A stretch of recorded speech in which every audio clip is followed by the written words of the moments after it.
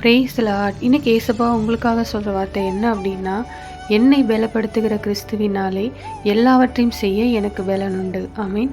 ஏதோ ஒரு காரியத்தினால சோர்ந்து போயிருக்கீங்களா? என்னால் இதை செய்து முடிக்க முடியுமா? என்னால் இதில் வெற்றி பெற முடியுமா?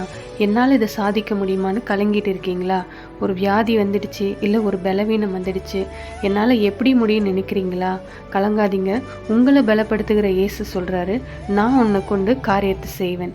தைரியமாக சொல்லுங்கள், என்னை பலப்படுத்துகிற இயேசுவினால் எல்லாவற்றையும் செய்ய எனக்கு பலன் உண்டு. நான் சாதிப்பேன், நான் ஜெயிப்பேன், நான் ஆசீர்வாதமாக இருப்பேன். ஆண்டவர் எனக்காக செய்வார்னு தைரியமாக சொல்லுங்கள்.